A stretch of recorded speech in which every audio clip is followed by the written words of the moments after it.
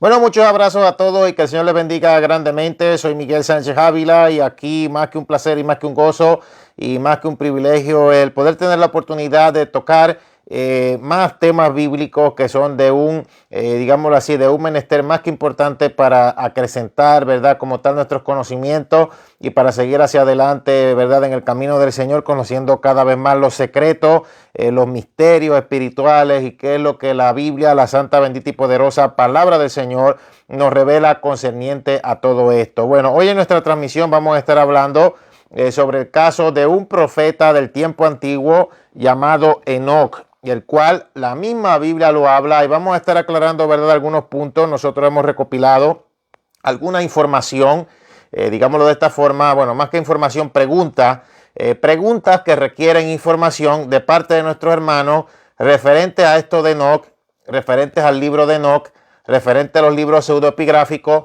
referente a los libros apócrifos o deuterocanónicos. Esto lo habíamos explicado nosotros anteriormente, por lo cual nosotros también le sugerimos que cada tema que usted nos pida o por el cual usted nos escriba o por el cual haya cualquier tipo de duda, recuerde, vaya a YouTube, escriba Miguel Sánchez Ávila en YouTube, escriba Miguel Sánchez Ávila y escriba al lado el tema para que le salga el video, o en Facebook escriba Miguel Sánchez Ávila en el modo de search o búsqueda y al lado el tema que usted necesite saber. Más que todo, pues yo les recomiendo el caso de YouTube, donde están absolutamente todos estos temas, aunque nosotros pues en esta ocasión queremos tratar un poquito más a profundidad la cosa, porque queremos enlazarlo con el campo profético, digámoslo así. Y es que Enoc, este profeta del tiempo antiguo, además de los hechos tan terribles que sucedieron, digámoslo así, en su época, una época donde ni tan siquiera había transcurrido el diluvio universal, una época donde podemos decir estaba la longevidad de días como nunca antes ha existido en la historia de la humanidad, donde el ser humano, ¿verdad?, vivía edades sumamente prolongadas, pues Dios lo levantó. Y lo levantó con un propósito que fue un propósito muy especial, viendo inclusive y profetizando en su tiempo y viendo inclusive lo que en nuestro tiempo ya está pues más que específico, y es el caso de la segunda venida visible de Cristo aquí a la tierra. Yo quiero, ¿verdad?, explicar algo con anticipación, y esto es muy importante para todos aquellos que nos sintonizan, para todo aquel que es creyente en Cristo y para todo aquel, ¿verdad?, que nos puede escuchar, porque a veces se dan ciertos errores de interpretación o por la falta de conocimiento o por el caso, digámoslo así, de la religiosidad o de personas que son más radicalmente, se llaman supuestamente conservador, pero realmente conservador no es ser un religioso extremo. O sea, conservador yo entiendo que es la persona que se rige en cierta forma por aquellas cosas que están divinamente establecidas y no exagerándose en una parte. Por ejemplo, vamos a comenzar a describir esto. Yo he visto estos predicadores, hay una gama de predicadores que se cantan de sana doctrina. Realmente no es que son sana doctrina, es que han querido confundir y manipular usando este eslogan, para predicar cosas que ni siquiera van de acuerdo al contexto bíblico, sino que van de acuerdo a sus propios prejuicios. O sea, la sana doctrina es lo que habla en profundidad la palabra del Señor, la Sagrada Escritura, para precisamente en nosotros, bueno, evitar ciertos errores. O sea, este tipo de personas, hasta nosotros predicábamos los otros días que el español realmente no existía ni para tiempo de Jesús y ni tan siquiera sabían eso. Entonces, ¿cómo una persona que está predicando puede estar tan pocamente capacitada para llevar un mensaje? Si yo voy a predicar de algo, yo tengo que tener la capacidad y tengo que saber lo que digo. Por ejemplo, estos shows de hacerse los demás sana doctrina quemando Biblia católica. Hermano, hermana, amigo y amiga, nosotros doctrinalmente, en el caso, ¿verdad?, de la iglesia evangélica, nosotros estamos, ¿verdad?, a pasos abismales de realmente ser, entre comillas, como algunos dicen, lo mismo. No somos lo mismo. Doctrinalmente, la iglesia católica tiene unos dogmas impuestos, como asimismo, que no se queda atrás, muchas denominaciones evangélicas ponen dogmas que realmente son una falsa interpretación bíblica. La diferencia grande es que las diferentes denominaciones evangélicas están de acuerdo en lo que es lo más importante, y es que hay un solo mediador entre Dios y los hombres, y es Jesucristo. No es que hacer imágenes de yeso, que venerar, que patronas, que beatificación, que confesionario, que el que le sirve a Cristo no se puede casar. Nada de eso es parte de la doctrina evangélica, sea cual sea la denominación. Entonces, en esa parte es imposible, o sea, escúcheme, es imposible que yo no diga que nosotros diferimos. O sea, no es un ataque a la Iglesia Católica, es decir la realidad. Y si nos vamos al primer siglo de la era cristiana, estas cosas no existían. A Pedro no se le llama papa en la Biblia, se le llama apóstol. No estaban los confesionarios, no se le prohibía a las personas que le servían a Jesucristo que se casaran. Sí, yo conozco específicamente los textos bíblicos que también usan en la Iglesia Católica para tratar de justificar el celibato, pero realmente no vale, o sea, no rima con la cosa, digámoslo así. Otra cosa, y aquí es donde yo quiero explicar, los libros que están adicionales en la Biblia católica no son falsos. Son libros que se les llama deuterocanónicos, también llamados, más conocidos por la Iglesia Evangélica, libros apócrifos. No es que son falsos, son una mera, digámoslo así, de caracterización histórica o mera obra literaria. Lo que pasa es, y aquí es que yo explico, la Biblia evangélica contiene en el Antiguo Testamento los libros que fueron considerados como canónicos para los judíos. Por eso, y lo voy a mencionar porque yo lo sé, yo siempre que hablo de algo es porque yo lo sé y lo conozco y lo he estudiado por mucho tiempo. Los libros adicionales que tiene la Biblia católica son como tal 7. Sabiduría, Eclesiástico, Judith, Tobías, Baruch, Macabeos 1, Macabeos 2. Estos libros pseudoepigráficos, les digo, no es que son falsos, es que son mera obra literaria, mera obra histórica, pero realmente, por eso es que yo le digo, eso de que hayan predicadores, como yo he visto por ahí, los que se cantan de sana doctrina quemando la Biblia católica, esto no le da absolutamente nada a Dios, le quita, porque los otros libros que están en esa Biblia católica los tiene la Biblia evangélica. Entonces aquí es que donde yo vengo, o sea, lo que se conoce como canon bíblico es lo que tenemos nosotros, la Iglesia Evangélica. La Iglesia Católica puso libros adicionales históricos que nunca fueron considerados como parte del canon bíblico para el caso de los judíos, y la Iglesia Evangélica decidió honrar lo que dice en Romanos capítulo 3, que la revelación de parte de Dios a la humanidad viene de parte o por medio de los judíos. El mismo Jesucristo dijo que la salvación venía de los judíos. Entonces, esos otros libros adicionales no fueron considerados como parte del canon bíblico, pero una cosa es que sean falsos, otra cosa es que sencillamente no son considerados de la alta estatura espiritual que se requirió para incluir en la Biblia. Y esto yo lo quiero explicar antes de entrar a otra digámoslo así, a otra parte más profunda en el tema que llevamos. Entonces, son 7 estos libros llamados apócrifos o pseudoepigráficos, pero fuera de estos libros hay más. Perdónenme, son llamados apócrifos o deuterocanónicos. Estos 7 libros en la Iglesia Católica, o que tiene, ¿verdad?, el caso de la Biblia Católica Romana, son los llamados apócrifos o deuterocanónicos. Hay otros que ni tan siquiera están allí, que son los llamados libros pseudoepigráficos. A los libros pseudoepigráficos se les dice así porque como no se probó, no se ha probado que el epígrafe, el escritor o el redactor que lleva el nombre de ese libro sea 100% el que lo escribió, pues por eso se le llaman así. Pero cuando estudiamos estos libros, no contradicen nunca la Sagrada Escritura. Estoy hablando de los pseudoepigráficos. Los libros pseudoepigráficos yo los voy a mencionar. Ya mencionamos los libros, ¿verdad?, que tiene el caso de la Iglesia Católica, y yo quiero hablar. Ninguno de los libros que incluye, ¿verdad?, adicionales en el caso de la Biblia Católica, nada de ellos, ninguno de ellos habla de la adoración a imágenes, de la veneración a imágenes. A veces se usan textos fuera de contexto para usar pretextos, y a veces quieren usar textos en Macabeos, segunda de Macabeos, creo que es para justificar eso, pero eso no quiere decir eso. Y el caso es que Jesucristo mismo habló de la abominación desoladora.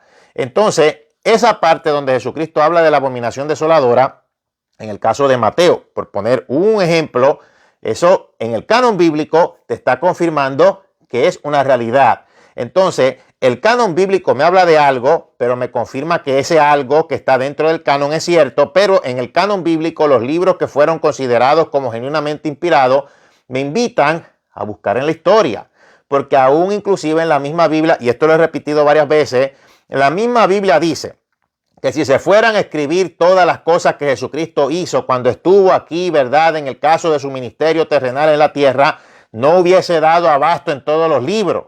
Entonces tenemos lo básico, lo que es necesario para la doctrina de la salvación. Pero si, por ejemplo, Jesucristo habla, la abominación desoladora, el que le entienda, de la que habló el profeta Daniel, pues yo tengo que irme a la historia, porque en el canon bíblico no me dice con exactitud. Entonces, cuando Cristo habla de la abominación desoladora, ¿de quién habla? De los macabeos. O sea, realmente una cosa es el canon bíblico, que incluye la doctrina para la salvación y lo que el Espíritu Santo quiso que tuviéramos como algo genuinamente inspirado, y otra cosa es lo que ese canon bíblico confirma como cierto para yo irme a la historia para entonces profundizar en la Biblia. Yo creo que he sido claro en verdad en el caso de esta explicación.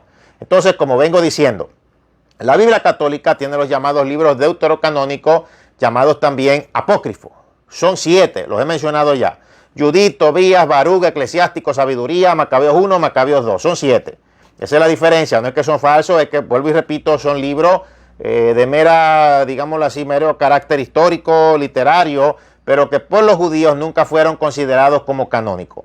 Ahora, yo voy a irme a los libros pseudoepigráficos, y esto también, verdad, yo es muy importante. Yo he compartido algunos de ellos. Uno de ellos es el libro de la vida de Adán y Eva. Estos libros pseudoepigráficos, aunque no conforman parte del canon bíblico, cuando se leen, meramente lo que hacen es que profundizan en lo que el canon bíblico ya nos dice, nunca lo contradicen. Voy a hablar sobre estos libros pseudoepigráficos. Los libros pseudoepigráficos no lo incluye la Biblia católica romana. Voy a hablar sobre esto, mire.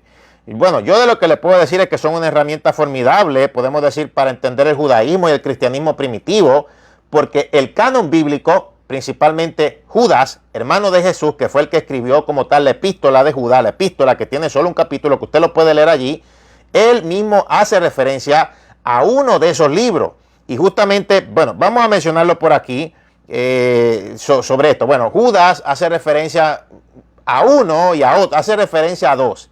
Vamos a hablar sobre estos libros pseudoepigráficos. Bueno, se llama pseudoepigráfico, venimos explicando, porque el epígrafe, o mejor dicho, el título, suele aludir a un personaje del Antiguo Testamento que muchas veces no es el verdadero autor. Ejemplos de estos libros pseudoepigráficos son, se los voy a dar, los nombres son la Carta de Aristea, el Libro de los Jubileos, el Martirio de Isaías, los Salmos de Salomón, las Jodas de Salomón, el cuarto libro de los Macabeos, la Joda Sibilina, el libro de Enoc, que aquí es donde vamos a abundar un poquito más, y también la Asunción de Moisés, el cuarto libro de Esdras, el Apocalipsis de Baruch, los testamentos de los 12 patriarcas y la vida de Adán y Eva, o sea, en su versión griega conocida como el Apocalipsis de Moisés. O sea, realmente lo que yo les puedo decir aquí es que la Biblia como tal, hace referencia a esos libros. Mire, por ejemplo, Satanás peleando por el cuerpo de Moisés. Ahí te está haciendo referencia, en el caso de Judas, inspirado por el Espíritu Santo, te está haciendo referencia a Judas capítulo 1, versículo 9, te está haciendo referencia a ese libro pseudoepigráfico llamado La Asunción de Moisés, donde Satanás pelea contra el arcángel Miguel por el caso del cuerpo de Moisés. Y es una lucha en la cual ya literalmente en la Biblia se dice que Moisés murió, que Dios lo sepultó, pero también la Biblia, curiosamente, también te añade, como en este misterio y en esto escondido, digámoslo así bíblicamente, que la muerte como que fue desde Adán hasta Moisés, que trabajó de forma continua.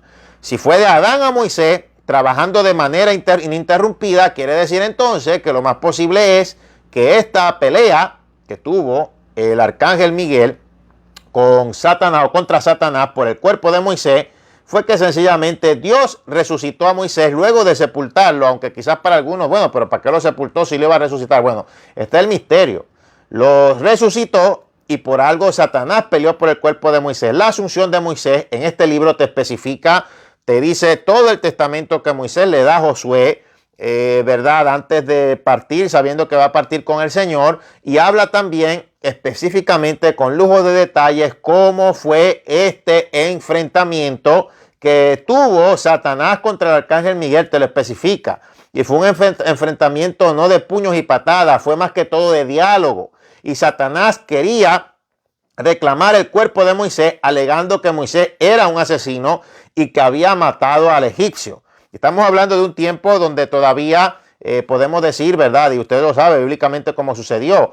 Cristo no tenía las llaves del infierno y de la muerte. Eso él después lo adquirió, donde en Apocalipsis capítulo 1 el apóstol Juan le es revelado de forma inmediata sobre el que tiene las llaves del infierno y de la muerte. Entonces el diablo quería pedir legalmente el cuerpo de Moisés, posiblemente para evitar un plan que Dios tiene para él, y a esto apunta que Moisés va a ser uno de los dos testigos. Algunos dicen que uno de los dos testigos va a ser supuestamente Enoc, porque supuestamente Enoc no murió, que la realidad es que Dios se lo llevó.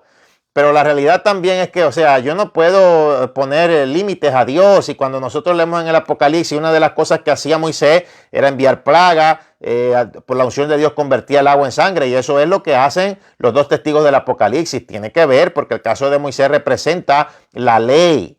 Elías representa a los profetas. Y yo no puedo, o sea, yo no puedo estar diciendo que porque murió, o sea, Dios tiene una y otra vez cuando Jesucristo estuvo aquí en la tierra, él mismo comprobó que él era el Dios de la resurrección. Lázaro estuvo 4 días muerto, una niña estuvo muerta cuando él llegó, él la resucitó, y de lo que no sabemos. Entonces, esto es solo por hablar y mencionar. No queremos hablar de los dos testigos en profundidad, eso vamos a tomarlo después. Solamente queríamos hablar para que usted vea. Judas capítulo 1, versículo 9, hace alusión cuando Satanás peleaba por el cuerpo de Moisés, hace alusión al libro llamado La Asunción de Moisés. Los espíritus encarcelados del tiempo de Noé y ángeles que pecaron es cuando se refiere en este caso a estos espíritus que pecaron en el tiempo de Noé, donde pues obviamente se nos hace varias referencias bíblicas, o sea, en el caso del tiempo de Enoc. Dice, bueno, yo lo anoté claramente aquí, espíritus encarcelados del tiempo de Noé y ángeles que pecaron. Cuando se refiere a espíritus encarcelados, no te habla de seres humanos. En Eclesiastés la Biblia aclara que cuando la persona muere, el espíritu vuelve a Dios que lo creó.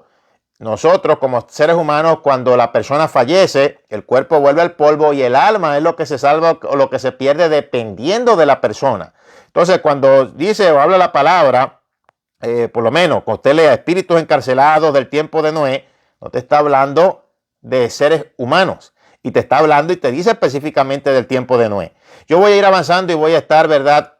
Dando por aquí, ¿verdad? Los textos bíblicos, segunda de Pedro, capítulo 2, versículo 4, segunda de Pedro, capítulo 2, versículo 4, y primera de Pedro, capítulo 3, versículos 18 al 20, y Judas, capítulo 1, versículo 6. Voy a repetir los textos bíblicos porque esto hace referencia al libro de Enoc. Son el apóstol Pedro y Judas, hermano de Jesús, hacen referencia al libro de Enoc. Segunda de Pedro, capítulo 2, versículo 4, primera de Pedro, capítulo 3, versículo 18 al 20 y Judas 1, 6. Entonces, en Hebreos 11, 37 dice, unos fueron aserrados. Hermano, el único que fue aserrado, esto se refiere a lo que habla el libro pseudoepigráfico sobre el martirio de Isaías. Este libro habla históricamente, en una concordancia bien impresionante, cómo murió Isaías a manos del rey de Judá, perverso rey de Judá, Manasés. Así murió. Lo picaron, lo aserraron a la mitad, y en ese libro te especifica y te dice, históricamente hablando, lo que pasó. Isaías fue lleno del Espíritu Santo, porque el Espíritu Santo moraba en los profetas. Y mientras lo iban picando por la mitad, Isaías fue lleno en un éxtasis que no pudo sentir el dolor y se la pasaba mientras estaba siendo aserrado, cantando, lleno del Espíritu Santo y lleno por el poder de Dios. O sea, la Biblia hace referencia a estos libros pseudoepigráficos, o sea, que estos libros no contradicen la Biblia, sino que la refuerzan. Te habla de forma más profunda lo que ya el canon bíblico y lo que Dios nos ha dado. Te lo refuerzan de una manera más profunda. Bueno, claro, para que el que le interesa ver. O sea, entonces, segunda de Timoteo, capítulo 3, versículo 8, hace mención a Janes y Jambres. Segunda de Timoteo, capítulo 3, versículo 8, hace mención a Janes y Jambres, que son los brujos del faraón, hijos de Balán, que resistieron a Moisés. En ese caso, eso se describe en el libro de Jacer. No se habla en la Biblia. En la Biblia como tal, en el Pentateuco, no se mencionan sus nombres, pero en Jacer sí te habla sobre el caso de los hijos de Balán. Pero en la Biblia, en el Nuevo Testamento, te menciona que entonces son reales. Lo que el libro de Jacer, en el caso, ¿verdad?, de este libro pseudoepigráfico, menciona más detalladamente de estos dos sinvergüenzas, Pues el caso del apóstol Pablo, inspirado por el Espíritu Santo, en 2 de Timoteo capítulo 3 versículo 8, hace mención a Janes y Jambres, los brujos del faraón, que eran hijos de Balaam, que resisten a Moisés. Entonces, los libros pseudoepigráficos solo te confirman la Biblia, y no solo eso, sino que te llevan a una profundidad espiritual mayor. O sea, no es que son libros falsos, lo único que son pseudoepigráficos, no son parte del canon bíblico, pero ayudan a conocer un poco más la cosa, digámoslo así. Bueno, vamos ahora con esta interrogante, y de a una, en esta transmisión, seguimos respondiendo preguntas, lo cual de verdad le agradecemos a los hermanos, porque pues obviamente en este caso cuando hay preguntas, si hay preguntas, pues tenemos la respuesta. Nosotros esperamos, ¿verdad?, que haya cierto número de preguntas, hacemos un tema, la elaboración, y después llevamos a cabo, ¿verdad?, el caso del video. Bueno, en el caso del libro de Judas, que ya lo mencionamos, se describen 3 profecías del final de los tiempos. Bueno, segunda venida de Cristo con incontables millares de sus santos, el juicio de Dios, la condición prevalecerá durante los últimos días. Pero yo quiero, primero que nada, que usted me acompañe a buscar en la santa, bendita y poderosa palabra del Señor. Yo voy a leer en Judas, versículo 14 y 15. Judas, versículo 14 y 15. En esta verdad, ya que estamos haciendo aquí, verdad, mención, esto es muy importante para que usted vea. Dice, Enoc, quien vivió en la 7ª generación después de Adán, profetizó acerca de estas personas. Dijo, escuchen, el Señor viene con incontables millares de sus santos para ejecutar juicio sobre la gente de este mundo. Declarará culpable a los seres humanos por todos los actos perversos que cada uno haya hecho, y a los pecadores rebeldes por todos los insultos que hayan dicho contra él. Puede leerlo, ¿verdad?, en la forma en la cual también se dice en la versión Reina Valera 1960, pero dice exactamente lo mismo. O sea que en el Nuevo Testamento te está confirmando, que Enoc sí vio entonces la segunda venida visible, y habló y profetizó en su tiempo sobre eso. O sea que ya lo que dicen los libros pseudoepigráficos, la Biblia lo confirma. Lo único que los libros pseudoepigráficos te van un poco más a profundidad. Ahora, la pregunta es, ¿quién entonces aquí fue mundialmente el primer profeta que la Biblia declara, menciona y dice que es el primer profeta, que fue el primer profeta? A veces la gente se confunde, porque he visto predicadores conocidos decir, no, la Biblia dice, la ley y los profetas fueron hasta Juan. Ya no hay más profetas, ya no hay más profecía. Lo del Espíritu Santo era para después, los dones espirituales. Pero es que yo no entiendo. Si los dones espirituales usted dice que eran solo para la iglesia primitiva, pues entonces, y usted está diciendo también que la ley y los profetas eran solo para Juan, y entonces están los dones espirituales, que son los dones de revelación, como son don de ciencia, don de palabra de sabiduría, don de discernimiento de espíritu, y está el don de profecía. Entonces usted se está contradiciendo. Cuando dice la ley y los profetas fueron hasta Juan, en este caso Juan el Bautista, se refiere a Israel. Hay que darle sentido a lo que usted lee en la Biblia. Se refiere a que la ley y los profetas fueron hasta Israel, pero después el Señor levantó dones espirituales. El apóstol Pedro profetizó de eso tan pronto el Espíritu Santo descendió. Él dijo, y él mismo hasta confesó la profecía del profeta Joel, que dijo que en estos postreros días los ancianos, o sea, la gente indiscriminadamente, la edad, profetizarían, tendrían visiones, soñarían sueños. De que haya gente que supuestamente sean falsos profetas, o que sean falsos, o que lo sean, que se vea la igual, es otra cosa, porque Cristo también habló de los falsos profetas, pero la Biblia también habla de que la profecía no cesará hasta que venga lo perfecto. No venga y me diga buscando excusas que lo perfecto ya vino, que es Jesús. Jesús siempre fue perfecto, pero cuando el apóstol Pablo habla de cuando venga lo perfecto, no habla de Jesús, habla de cuando todo esté perfeccionado. Entonces, o sea, se contradicen, porque realmente el apóstol Juan era apóstol, pero fungió también como profeta. Estoy hablando Juan el apóstol, no Juan el Bautista. Entonces, la cosa aquí, mi hermano, es que yo lo que le puedo invitar es que a usted pues lea más la Biblia. O sea, entonces yo tengo que segmentar lo que la Biblia me dice. Por ejemplo, si yo digo, ¿quién fue el primer profeta de Israel? Bueno, pues el primer profeta fue el profeta Samuel, que se crió en el tabernáculo, que fue el fruto de una madre que tuvo un vientre estéril, que oró, clamó a Dios, y entonces cuando todavía estaba el caso del tabernáculo portátil, que no estaba ni tan siquiera el primer templo judío construido, pues eso fue después con Salomón.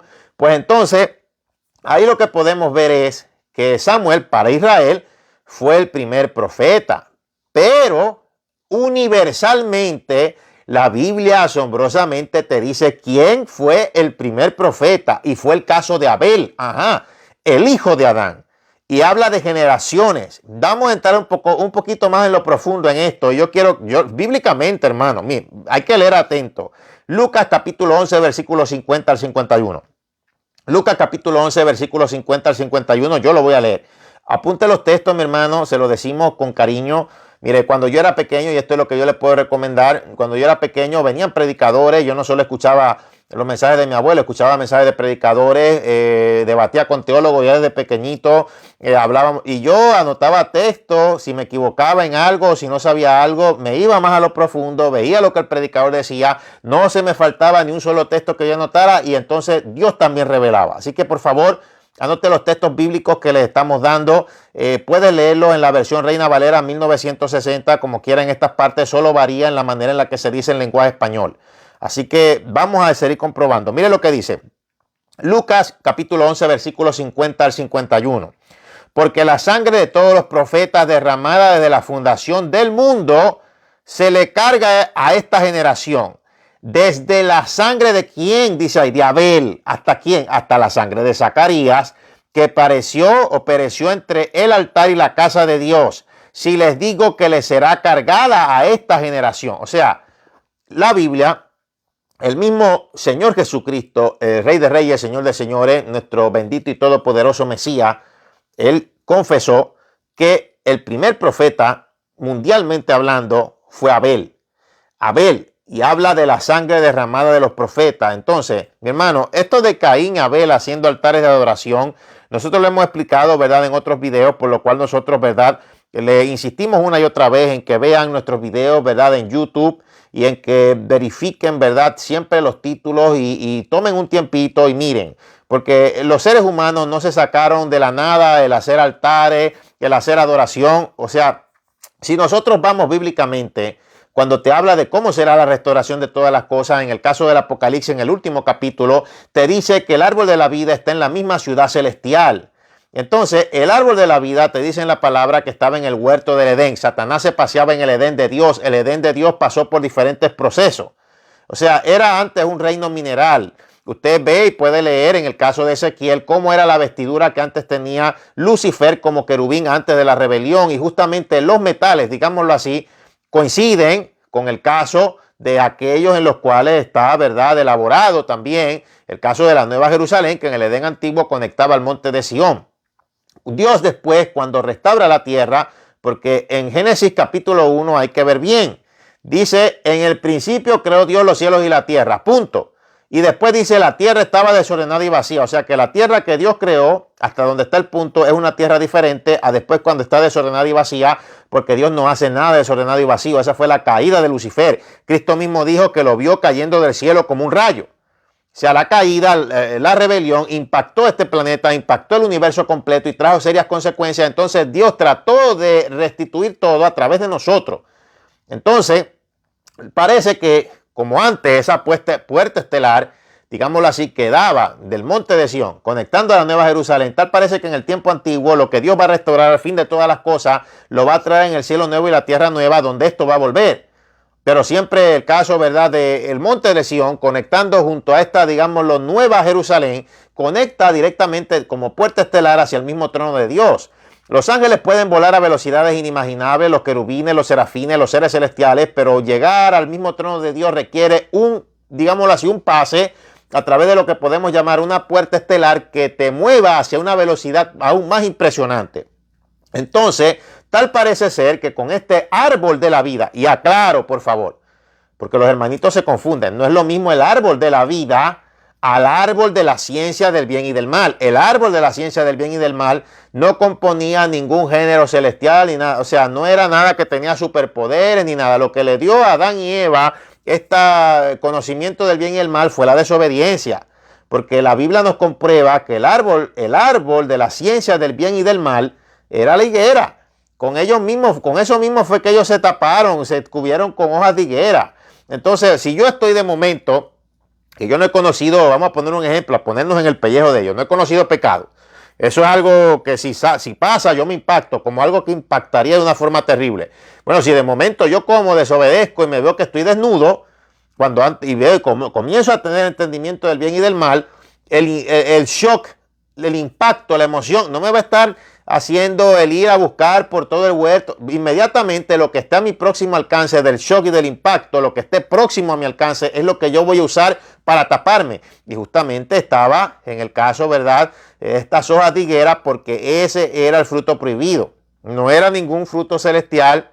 No es que la higuera sea maligna o los higos o qué sé yo, que sea del diablo, que qué sé, es el acto que ellos hicieron, porque Dios tuvo que hacer esto para que ellos decidieran si servirle o no. O sea, Dios no quiere robots, entonces Dios le dio la libre elección.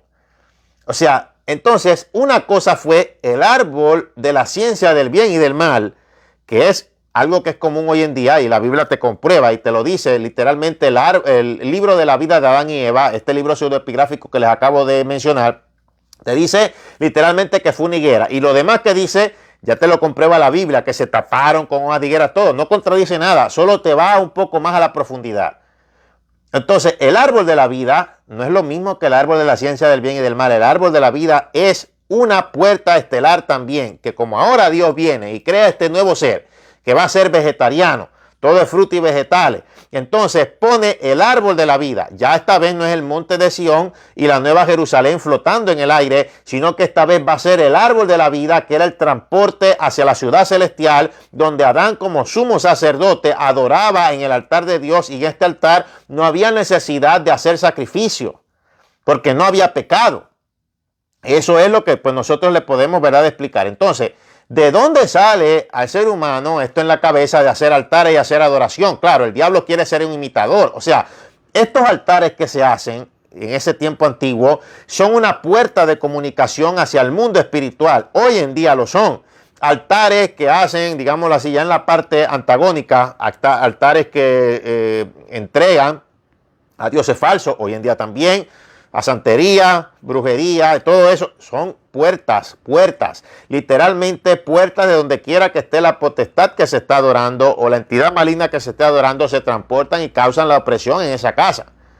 Entonces, el caso de Abel fue considerado profeta. ¿De dónde viene esa idea de sacrificar lo mejor del ganado? ¿Y por qué entonces Dios acepta la ofrenda de Abel? Y entonces no se agrada de la de Caín, porque la de Caín no era la correcta. Y Caín se creía que se la sabe toda, y así gente hoy en día se creen que se la saben toda, no saben nada. Entonces Dios no puede aceptar eso, porque tú no le sirves a Dios como a ti te da la gana. Tú le sirves a Dios por medio de lo que Dios mismo ha estipulado y por medio de todo lo divino moralmente establecido. Y eso no es así como la gente dice.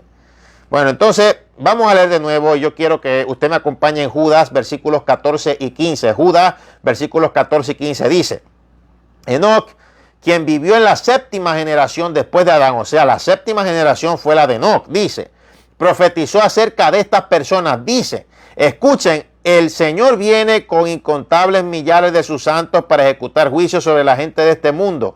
Declarará culpable a los seres humanos por todos los actos perversos que cada uno haya hecho y a los pecadores rebeldes por todos los insultos que hayan dicho contra él. Bueno, aquí vemos varias cosas. Si se hablaba de una segunda venida visible desde el tiempo antiguo, se tuvo que haber predicado también antes de Noé. Lo que pasa es que Noé lo confirmó. Se tuvo que haber hecho referencia a que el mundo sería destruido 2 veces. A partir, ¿verdad?, de que entró el pecado. La primera sería con agua, la segunda sería con fuego. Entonces, el caso de Noé fue que Noé vino y reforzó más esto cuando comienza, ¿verdad?, a construir el arca donde se iban a salvar todos los que creyeren. Y pues podían salvarse del diluvio. Lamentablemente nadie creyó. Sabemos la historia, solamente Noé, sus 3 hijos, las 3 esposas de sus hijos y él y su esposa, porque Dios también es un Dios ordenado y no iba a repartir una esposa para los 4 o una esposa para todo el mundo, como por ahí se pusieron a inventar porquerías de películas de Hollywood. Bueno, vamos a ver aquí, vamos a ver estas generaciones, este cuadrito generacional. Yo quiero que usted lo vea, vamos a ver que usted lo puede ver. Mira, ahí se nos dice todas las generaciones. Nombre, usted lo puede ver, Adán. Adán, al tener descendiente, tiene 130 años, le quedan 800 años de vida cuando él tiene, ¿verdad? El caso de que tiene descendiente. Muere a los 930 años. Entonces aquí vemos el caso de su nacimiento y muerte. Adán vivió 930 años. Aquí vemos todos estos nombres de estos justos. Adán, Set, Enos, Cainán, Mahalalel, Yared, Enot, Matusalén, Lamet y después Noé. O sea, Enot fue el séptimo desde Adán y estas fueron las edades en las cuales ellos también murieron. Usted lo puede ver en la tabla comparativa. Le podemos recomendar nuestro libro Fe para ser arrebatado al fin de los tiempos, donde tenemos esa tabla para que usted pueda, ¿verdad?, entrar un poco más en profundidad de lo que la Biblia dice sobre eso. O sea, entonces aquí nosotros vemos, Adán vive hasta los 930 años, Set hasta los 912, Enos hasta los 905, Cainán, mire, 910 años, Mahalalel 895, Yared 962, Enoc 365, Matusalén 969, Lamet 777, Noé 950 años. Usted lo puede ver, ¿verdad? Ahí, en lo que puede ver en el caso de la tabla. O sea, entonces, comparemos las edades. ¿Cómo puede ser que el caso de Enoc viva tampoco, o sea, 365 años, que lo que podemos decir ahí es que esto es una edad joven comparado a todos los que vivían? Sí, yo lo aclaro porque es que la gente inmediatamente hacen esto. Escuchan una predicación, se van al internet e inmediatamente toman como algo serio para tomar en cuenta lo que sea que leen en Google. Y van a encontrar teología testigos de Jehová. Ellos se esconden. Usted va a decir, ver que dicen Watchtower o los Atalaya y son testigos de Jehová. Esto no lo predica la Iglesia Cristiana Evangélica. Ellos dicen que supuestamente Elías no fue transportado al cielo, que después sale una carta y realmente están bien desorientados. Dicen que no fue que Dios lo traspuso a otro lugar porque supuestamente lo iban a matar y que no pudo ver muerte. Eso es falso. La palabra dice literalmente la edad que él vivió. Y esta edad, mi hermano, es demasiado joven para haber vivido entre medio de personas que vivían más de 900 años y 700 y casi 900. O sea, Dios se lo llevó como un tipo del arrebatamiento y él habló sobre el caso de la segunda venida visible. Así que si usted lee en la internet que dice, no, que eso no murió, que están predicando, eso es teología testigo de Jehová, la cual es falsa y no compone la teología de la Iglesia Cristiana Evangélica. Así que lea bien. Yo le he dicho varias veces que se pongan a leer bien lo que buscan en la internet. Yo lo sé, claro, a ojos cerrados, cuando me dicen de algo, yo sé de dónde viene porque lo hemos estudiado de años.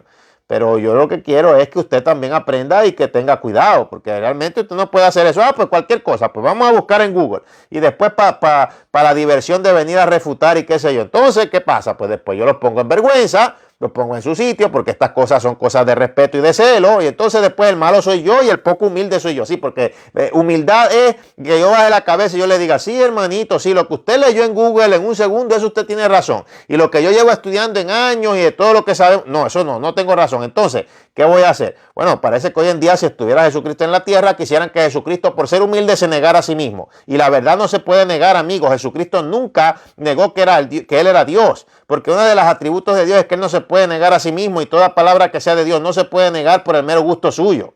O sea, esa es una realidad y yo no voy a estar con estas cosas.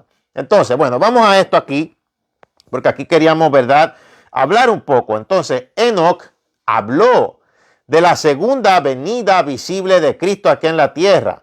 Ahora, Enoc pues describe proféticamente esta segunda venida visible de Cristo con sus ángeles. Y mire, yo no le estoy hablando ni tan siquiera del libro de Enoc, sino que le estoy mencionando la Biblia. Entonces es impresionante porque la misma Biblia lo aclara. Los libros pseudoepigráficos lo que hacen es que nos refuerzan más la Sagrada Escritura. O sea, Enoc describe proféticamente la segunda venida de Cristo con sus ángeles para juzgar el mundo y también anuncia la creación de los nuevos cielos, de la tierra nueva que vendrá después en el caso del milenio y donde ya no existirá la maldición ni la muerte. Claro, habrá una nueva tierra, será esta misma tierra que Dios renovará. Se aparecerá prácticamente nueva porque cuando Jesucristo venga en su segunda venida visible, va a restaurar todos los destrozos que causan todos los juicios que vienen, de los cuales le fueron revelados al apóstol Juan que viene. Entonces, Eso es lo que sucede. Pero el cielo nuevo y la tierra nueva como tal es al final de ese milenio. Bueno, nosotros vamos a ser parte del tribunal de Cristo, nosotros, porque una cosa es el tribunal de Cristo y otra el juicio del trono blanco. El tribunal de Cristo viene de la palabra como tal, bema, que se llama o significa tarima de observación, donde Dios mirará diligentemente todas las cosas que nosotros hicimos para Él desde el momento en que lo aceptamos. No será para recordarle sus errores, no será para recordarle sus defectos, no será para recordarle sus pecados, porque eso ya Cristo lo lavó. Por eso el precio se pagó y fue bastante caro. O sea, la gente está equivocada también. Y a veces yo escucho predicadores predicando estos errores también. O sea, los pecados son para restregárselos en la cara a aquellos que no aceptaron a Cristo en el juicio del trono blanco, las almas de los condenados. Probarle con culpabilidad, o sea, toda la culpabilidad con libros abiertos hasta lo más mínimos que hicieron y echarlos al lago de fuego y azufre. Hoy en día están en el infierno. El infierno está ahí es que va todo aquel que no acepta a Cristo y está esperando el horrible juicio de Dios. Pero el tribunal de Cristo será antes de que Cristo comience a gobernar en el reino milenial para todas las generaciones de los que vivimos antes de que Jesucristo regrese a la tierra en su segunda venida. Ahora vendrá con todo su poder y toda su gloria, y los sobrevivientes de la gran tribulación, los cuales no serán todos cristianos, porque el anticristo tendrá sus opositores y no se estará, o sea, no solo se van a negar a ponerse el chip implantado, la marca de la bestia, los que hayan aceptado a Cristo o los que se llamen cristianos, que fueron los que se quedaron, sino que mucha gente será opositora del anticristo. La misma Biblia te dice que el anticristo sufre un atentado de muerte, lo matan y luego hace una aparente resurrección, el diablo imitando la resurrección de Cristo. Entonces, ¿qué quiere decir? Que el anticristo va a tener sus opositores, crean en Cristo o no y sean judíos o no. Entonces, los descendientes de todos los sobrevivientes son los que van a seguir naciendo, y qué gran privilegio.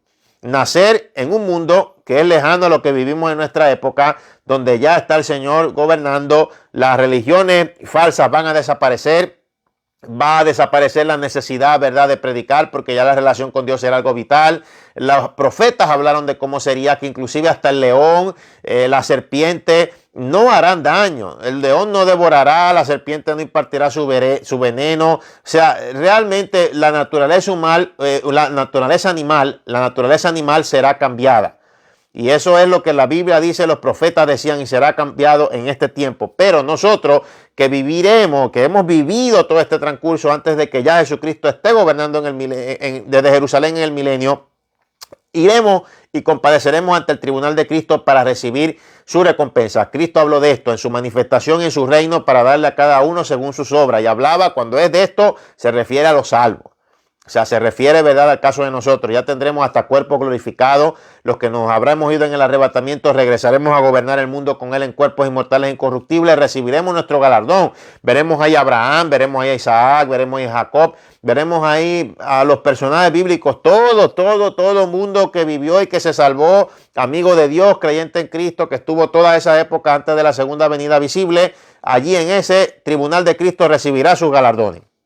Y después, al final sabemos lo que sucede, que vienen y los descendientes de esta generación de sobrevivientes, en su mayoría se rebelan.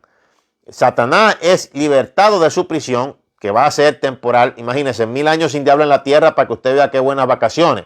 Satanás va a ser liberado de una prisión temporal donde va a ser echado, que se llama el abismo. Hermano, lea los capítulos finales del Apocalipsis. Al final se dice la restauración final de lo que Dios va nuevamente a hacer, como era el plan específico antes de que hubiera o antes de que sucediera la rebelión de Lucifer, que dañó todo. Todo es responsabilidad de él. Bueno, aquí, ¿qué podemos hablar? Bueno, de Enoc.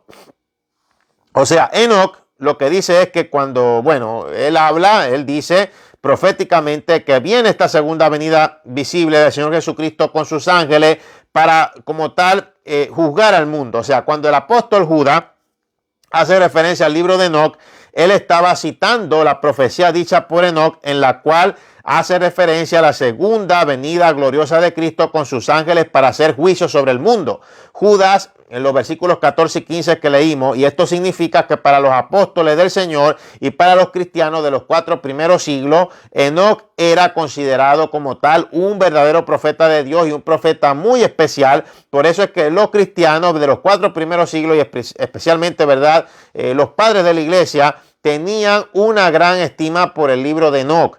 Y aunque es considerado, se le dice un libro pseudoepigráfico, tal parece que entonces habían cosas allí que fueron consideradas como ciertas. Lo que pasa es que los teólogos, para tratar, y los cristianos, para tratar de compactar y de no hacer tan complicado el mensaje que sea para la salvación, no te van a hablar en una campaña o no te van a hablar en un mensaje para salvación de los ángeles que pecaron, no te van a hablar de todas estas cosas que pasaron. Meramente te van a decir, no, los ángeles no se casan ni se dan en casamiento. Sí, pero una cosa es reproducción y otra cosa es casarse y darse en casamiento. No, que una cosa es el campo espiritual y otra la esfera material. Así es, por eso la Biblia dice que ellos dejaron su propia morada y pecaron. Entonces, usted no, o sea, cuando el Génesis te dice los grandes varones de renombre, esos gigantes, o sea, no pueden salir gigantes de una unión de seres humanos, los cuales Dios como tal creó. O sea, hay que venirse, ¿verdad?, al caso a la lógica. O sea, hoy en día, o sea, el casamiento ¿es necesario para la reproducción? No. Una persona, bueno, esto no lo aconseja la Biblia, pero una persona puede convivir y puede quedar embarazada y tener hijos. No solo eso, sino que hoy en día también se hace lo que se llama la inseminación artificial. Si eso existe en esta esfera material, que no existe en el caso de la esfera espiritual. Por eso ellos dejaron su propia morada.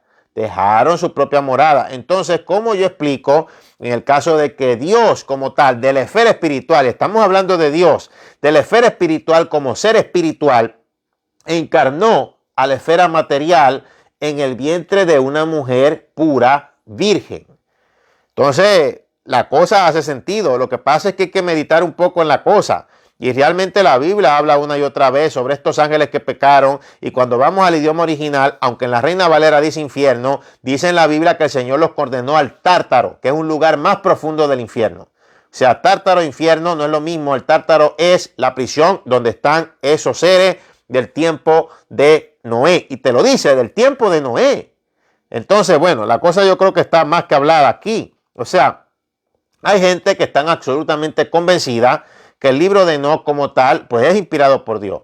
Y realmente lo que se ve es que los padres de la iglesia, los apóstoles, lo mencionaba como el caso de Pedro, bueno, y en el caso de Judas, que también pues escribe el caso en su carta, en su epístola, escribe y habla también de eso. Ya lo explicamos. Ahora, no es extraño que el apóstol Pablo entonces dijera que Enoc fue arrebatado por Dios para no ver muerte porque agradó a Dios. Entonces, está viendo, ¿verdad?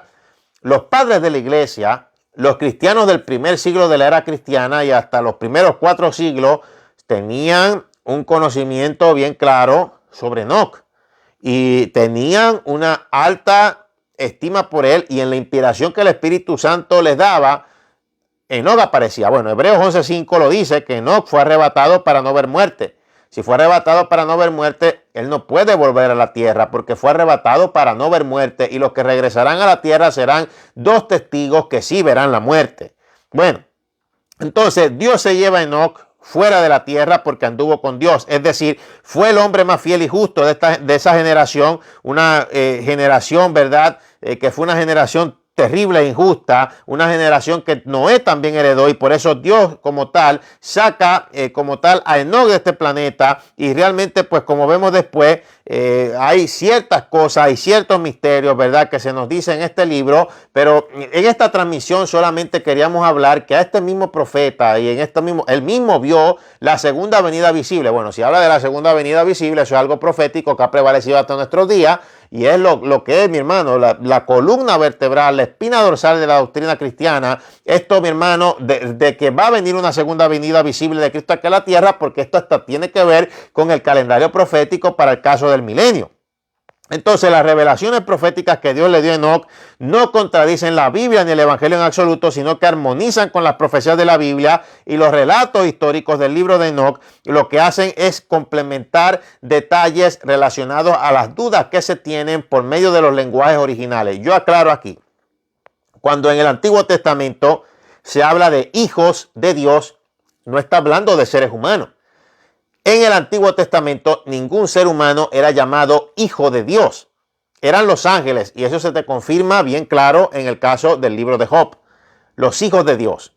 Ahora, cuando Jesucristo viene, hablando del Nuevo Testamento, en su primera venida, el Hijo de Dios se hace llamar Hijo del Hombre, para que nosotros, los hijos de los hombres, seamos llamados hijos de Dios. Entonces, por medio del sacrificio de Cristo, somos llamados hijos de Dios. En el Antiguo Testamento a ningún ser humano se le llamaba hijo de Dios. Sí, caminó con Dios, era amigo de Dios. Abraham se le llamó amigo de Dios, el padre de la fe, pero hijo de Dios es ya cuando el Hijo de Dios, Jesús, encarna como ser humano, viene como ser humano. Entonces, el Hijo de Dios se hace llamar Hijo del Hombre, para que los hijos de los hombres seamos llamados hijos de Dios. Esto está claro. O sea, Enoc describe también la corrupción del mundo en la época antediluviana, escribe las razones por las cuales el mundo entonces se hunde en la violencia y maldad espantosa, algo que también se menciona en Génesis. La violencia que había en la tierra. Se habla también en Génesis capítulo 6. Entonces, Enoc y el propio Génesis mencionan que los hijos de Dios descienden del cielo como tal para procrear con las hijas de los hombres. En la forma en la que lo hicieron, yo no puedo darle específicamente la manera clara. Pero lo que sí puedo ver es que hubo de alguna forma un tipo de manipulación genética de la parte espiritual a la material. Solo se dice en el lenguaje que dejaron su propia morada, en el lenguaje bíblico canónico. O sea, los ángeles que pecaron dejaron su propia morada. Entonces sale esto, o sea, vigilantes del cielo. Les llamaba Enoc vigilantes del cielo porque la misión de ellos era como tal vigilar al ser humano, proteger al ser humano. Sin embargo, un grupo de estos ángeles descienden un día a la tierra para entonces de las hijas de los hombres engendrar una nueva especie sobre la tierra. Mire, hay otra perspectiva teológica errada, decir que unos eran la descendencia de Caín, otros eran la descendencia de Set. O sea, yo no puedo estar diciendo y estar segmentando una descendencia buena y una descendencia mala. La descendencia buena y la descendencia mala única que se segmenta en el caso de la palabra de Dios es en Génesis capítulo 3, versículo 15, donde se habla de la simiente de la serpiente, pero realmente se refiere a un lenguaje espiritual para toda aquella persona que realmente cuando nace en esta tierra, tú por más que le predicas, por más que Dios le hace acercamiento, por más que prefieren lo malo y eligen lo malo, y es como decir la simiente de la serpiente, porque ese fue el animal que el diablo usó para meter el pecado. O sea, son la simiente del pecado, no se arrepentirán del pecado, siempre serán la simiente del mismo diablo y siempre serán una piedra de tropiezo y siempre será, mi hermano, una piedra en el zapato.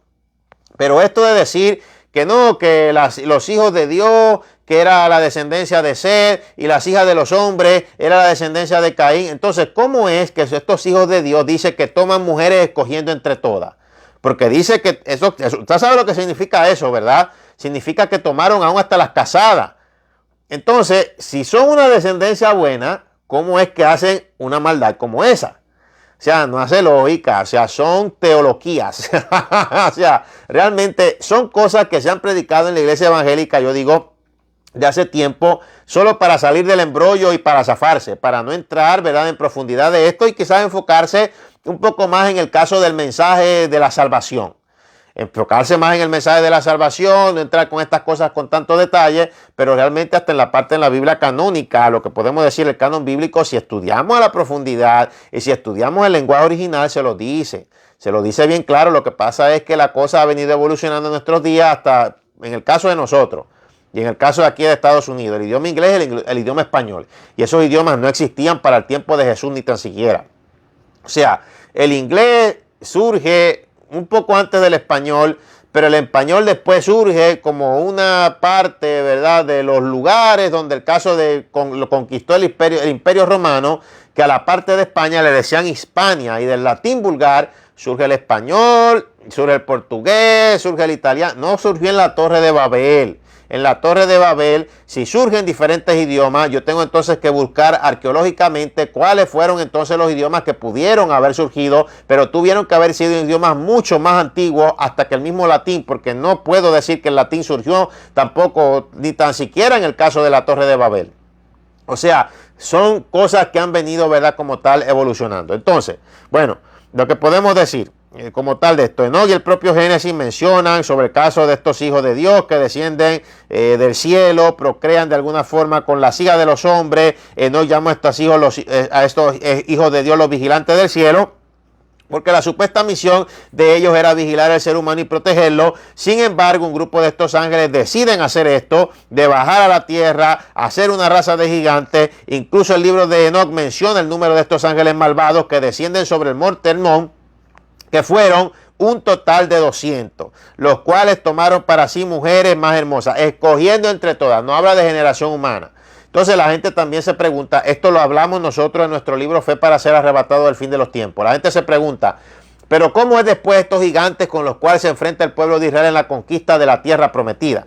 De un momento, yo voy a buscar aquí, porque aquí tenemos nuestro libro. En nuestro libro nosotros hablamos y respondemos estas preguntas, y es que el caso de la descendencia, ¿verdad?, de Noé, los 3 hijos de Noé se dividieron la tierra entre ellos, pero pues obviamente usted sabrá que geográficamente justamente el monte Hermón queda cerca de justamente Canaán, de donde estaban, ¿verdad?, los cananeos, donde estaba toda esta gente que se lo pusieron, ¿verdad?, al pueblo de Israel. Y estos gigantes con los cuales se enfrentó el pueblo de Israel eran diferentes, porque ya en el diluvio todo este desastre el Señor lo acabó, pero estos gigantes que enfrenta el pueblo de Israel después no eran los mismos. Fue que uno de la descendencia, ¿verdad?, de Noé, acuérdense los hijos que se llamaban los hijos de Noé, Can, Sem y Jafet. El caso de Can, él tuvo un hijo que se llamó, ¿verdad?, de Canaán. Hubo uno sobre el cual cayó la maldición, ¿verdad?, en la cual Noé le echó por ver, ¿verdad?, la desnudez de él. El caso de Can, bueno, la maldición cae sobre el cuarto porque ya Noé tuvo como tal 3 hijos. Muchos dicen, o algunos han venido a alegar, que supuestamente cae sobre el cuarto porque al ver la desnudez de su padre, de alguna manera parece que Can castró a Noé. Entonces, como Noé queda castrado, pues entonces la maldición cae sobre el cuarto, porque Noé entonces no pudo tener más hijos, y el cuarto fue el caso, ¿verdad?, según vemos acá, fue el caso de Canaán. O sea, realmente, mi hermano, lo vemos, y de la descendencia de Can, uno de sus hijos, Cus, es el principal patrocinador, auspiciador de la Torre de Babel. Entonces, es lo que sucede. Bueno, yo le vamos a pedir a los hermanos, siempre que nos sintonicen, ¿verdad?, aquí en el caso de Facebook, súbale volumen al teléfono. Yo no puedo estar con eso de que no se escucha, de que yo no sé qué. Yo no entiendo por qué siempre están con esa. Súbale al teléfono, súbale al número. Si yo no tengo un poder omnipresente para subirle al caso del teléfono, ni estar pendiente de cuando cada cual sube el teléfono. O sea, vamos a seguir explicando aquí, porque no nos podemos parar, decir que se fue. El audio aquí no se va, amigo. Amiga, aquí el audio no se va. Nosotros estamos transmitiendo desde aquí donde hay audio y está todo bien. Busque y verifique y no nos comente eso allí. Entonces, realmente estas cosas a veces también interrumpen. O sea, yo no puedo estarle subiendo el audio al teléfono suyo. Bueno, vamos a ver por aquí, o sea, sobre lo que se nos habla de esto. O sea, el mundo se reparte y uno de la descendencia de Can toma una parte que no le perteneció, y justamente cercana al monte Hermón, donde ahí habían descendido precisamente el caso de esos ángeles que ya vienen a ser llamados ángeles caídos, del caso de esa rebelión. Entonces, tal parece que querían buscar información de alguna forma que estaba escondida ahí en el monte Hermón, o en el monte Hermón, alguna información que habían dejado grabada en algún lugar, a ver si de alguna forma se podía acceder a ella después de que había sucedido el caso del diluvio. Y parece que accedió a ella, y de esta información, lo más probable de manipulación genética, se usó para crear una raza de gigantes nuevas que no tenía que ver con ninguna mezcla o nada de lo que nos habla de Génesis, sino algo diferente. Entonces fueron los que se le oponen al caso del pueblo de Israel en el camino de la conquista. Y cuando va el pueblo de Israel en camino a la conquista, inclusive hasta ve unas uvas que son gigantísimas, o sea, estaban manipuladas genéticamente, aún hasta las frutas y todas las cosas. Entonces, pues lo que podemos ver nosotros ahí es que, bueno, es una realidad. Los gigantes en la Biblia nos hablan. O sea, justamente David se enfrenta a un gigante. Los gigantes fueron precisamente obstáculos para la conquista como tal y siempre, ¿verdad?, para el caso del pueblo de Dios. Justamente David se enfrenta con uno de ellos y después se enfrenta, después ya de mayor, cuando le faltaban la fuerza, con 4 más, que eran el caso de los hermanos de Goliat. O sea, era una mezcla ya un poquito más bajito, era una mezcla, ¿verdad?, con el caso de los filisteos. Bueno, aquí nosotros en nuestro libro fue para ser arrebatado. Fue para ser arrebatado al fin de los tiempos. Bueno, yo lo he hecho primero, se lo he hablado de una forma, ¿verdad?, normal, digámoslo así, entendible. Ahora vamos a hablarlo ahora, dando citas bíblicas, pero enseñando, ¿verdad?, en este caso algunas imágenes. Ahí usted puede ver un tamaño promedio. Sí, hay personas bajitas y qué sé yo, pero ya 6 pies de estatura, por ejemplo, yo soy 6,1, 6 pies de estatura, o sea, 1,85 para otros países es un tamaño que sería un tamaño normal. Sería este que está aquí, como quiera. Mire cómo nos veríamos frente a estas personas de 12 pies, de 18 pies, de 24 pies, de 30 pies, de 36 pies. Y estos que usted ve aquí no son de ninguna mezcla, de ángeles caídos ni nada de eso, sino que es pura manipulación genética. Entonces, yo quiero que usted me acompañe a leer. Vamos a leer aquí en la Biblia, tomando el caso de Amós 2:9. Amós 2:9 dice que su altura era como la altura de cedro. Ya estos son otros gigantes, no son lo mismo. Son gigantes que son manipulados genéticamente porque tal parece que el caso de uno de los descendientes de Can, hijo de Noé, quería ser una raza de gigantes y una raza superior para ocupar también un lugar del planeta donde, bueno, fue repartido el planeta, pero era un lugar como tal que como tal realmente no le pertenecía. Entonces, realmente, pues es lo que podemos nosotros interpretar con el caso de la tradición judía, con el caso de la historia, con el caso, ¿verdad?, de lo que la Biblia dice. Porque realmente, pues, bueno, vamos a ver por aquí. Yo voy a hablar, para que no haya, ¿verdad?, la confusión entre unos gigantes y otros. Bueno, el historiador judío Flavio Josefo, que siempre es, ¿verdad?, muy recomendado y muy estudiado en los institutos bíblicos, establece que las leyendas griegas de los titanes fueron basadas en la historia de estos gigantes llamados Nefilim. Los Nefilim no son los mismos, ¿verdad?, que aquellos gigantes con los cuales se enfrentó David, con el caso del filisteo, que era mitad filisteo, o con estos gigantes, ¿verdad?, con los cuales se enfrentó el pueblo de Israel camino a la tierra prometida. En el caso de Nefilim, en hebreo viene de la raíz nafal y significa caído y se usa para designar como tal la palabra desperdicio, cambiando la palabra a gigante. Como tal, pues podemos decir, bueno, no resolvería el problema ya que las palabras Nefilim, Rafaín, Anaquín, Emín, Onrín, Giborín, Abín y otras se encuentran por todo el Antiguo Testamento en hebreo y todos son razas de gigantes. O sea, estas razas de gigantes son como tal una manipulación genética y lo habla en la palabra del Señor. Mire, otras generaciones de gigantes que ocuparon la tierra primitiva, la tierra prometida, perdón, que ocuparon la tierra prometida, ellos no eran tan altos como lo fueron los Nefilim en el caso del tiempo de Noé antes del diluvio, pero sí eran gigantes. Voy a Amós capítulo 2, versículo 9. Amós capítulo 2, versículo 9 dice así: yo destruí delante de ellos al amorreo, cuya altura era como la altura de los cedros, escuche, y fuerte como una encina, y destruí su fruto arriba y sus raíces abajo. Vámonos a Números 13:13. Números 13:13 dice: vimos allí también a los gigantes, los hijos de Anac, son parte de raza de gigantes. Dice, vimos allí también a los gigantes y a nosotros nos pareció que éramos como langostas y así parecíamos ante sus ojos.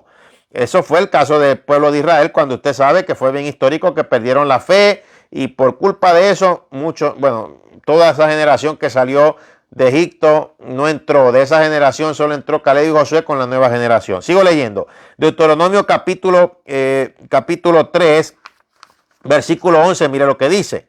Porque solo Og, rey de Basán, quedaba de los gigantes. O sea, el pueblo de Israel como quiera los aniquiló.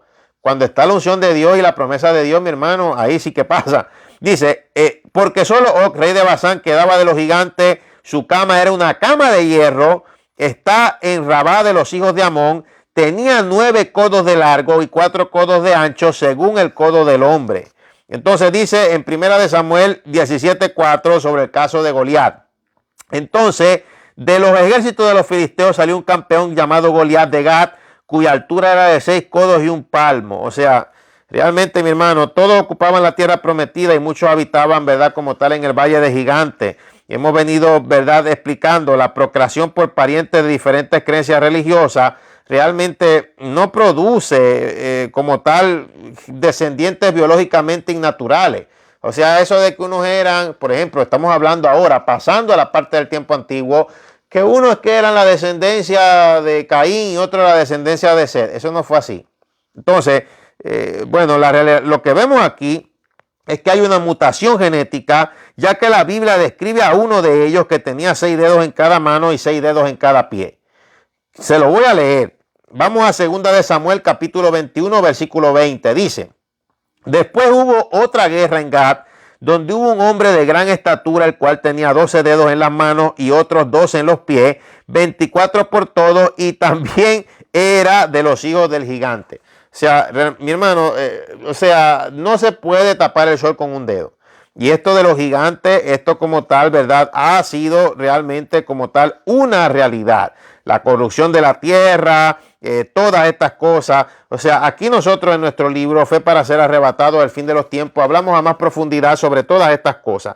Usted lo puede conseguir, ¿verdad?, en el caso de Amazon. Usted verá una información muy impactante que habla sobre este libro y cómo todo, es que realmente todo concuerda con el arrebatamiento, todo concuerda con el caso de las profecías. O sea, realmente no se puede, como vengo diciendo, no se puede tapar el sol con un dedo.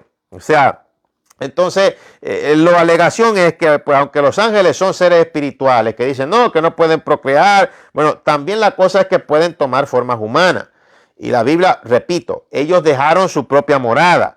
Los hombres, por ejemplo, de Sodoma y Gomorra querían violar a los ángeles que estaban con Lot. Entonces, es admisible que los ángeles tengan la capacidad de tomar forma humana, aún al punto de duplicar sus características, posiblemente también quizás sexuales y posiblemente hasta reproducción, o hacer algún tipo de manipulación genética. Yo realmente en esa parte no puedo abundar porque yo me dejo llevar por todo lo que la Biblia dice y por todo lo que podemos ver, ¿verdad?, directamente aquí hablando.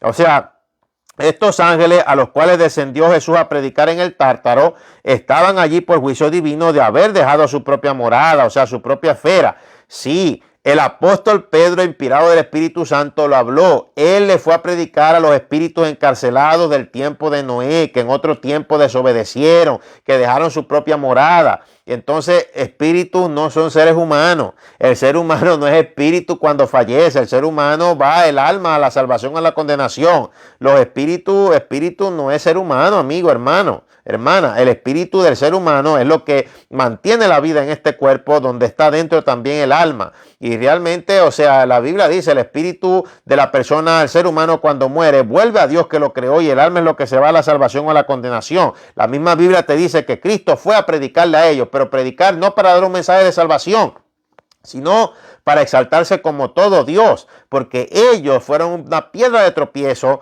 para tratar de impedir también en toda la malicia con la que vinieron aquí, impidiendo lo que ya Él había prometido cuando entró el pecado al mundo, que es que Él iba a venir en su primera venida.